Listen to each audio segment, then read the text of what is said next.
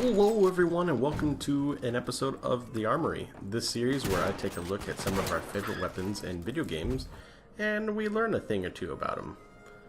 Today we'll be taking a look at one of the most recognizable weapons from World War II, the Lee-Enfield.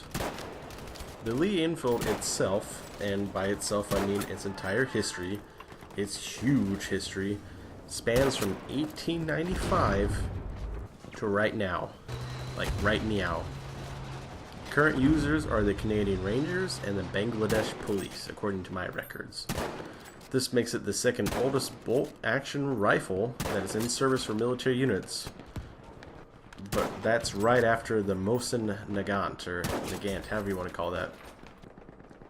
Overall, for the Lee-Enfield, there's been over 17 million of these rifles made. That includes all the variants.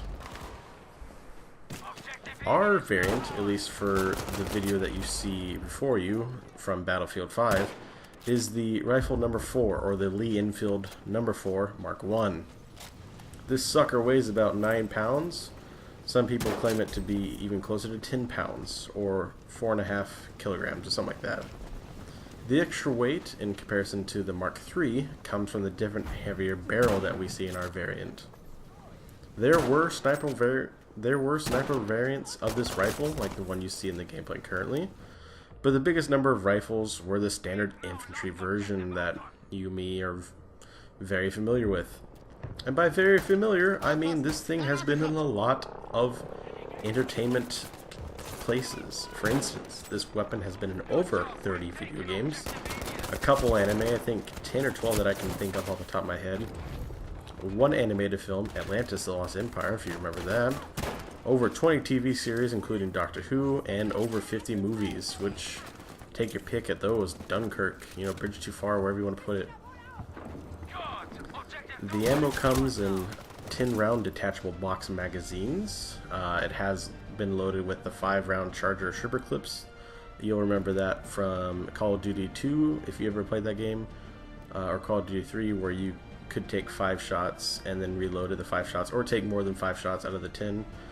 You could have 3 shots left and then put in another 5 clip and you got your ammo count back to 8. As a kid, I think that's where I first learned what OCD meant, because I always wanted to be even. If I shot more than 5 rounds, I'm shooting all of it, and to just reload the 2 cartridges, the 2 5-round cartridges, to make it even 10 again.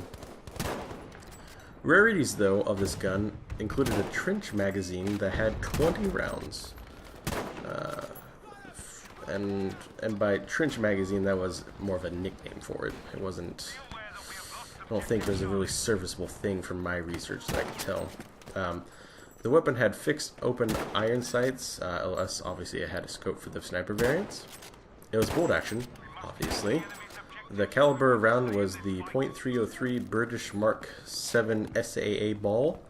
This rifle was made in several factories in England and its Commonwealths, but the main one was the Royal Small Arms Factory at Enfield Lock, where it gets the Enfield name from. Lee is just the creator of the gun from the beginning.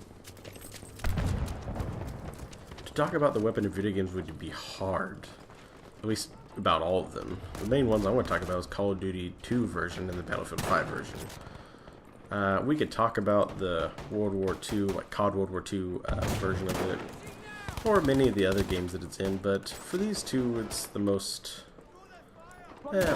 apropos, because I played Call of Duty 2 religiously, because that was the only game I had for the longest time on Xbox, and I didn't have multiplayer, so I would just play campaign missions until I could remember where every single enemy spawned at.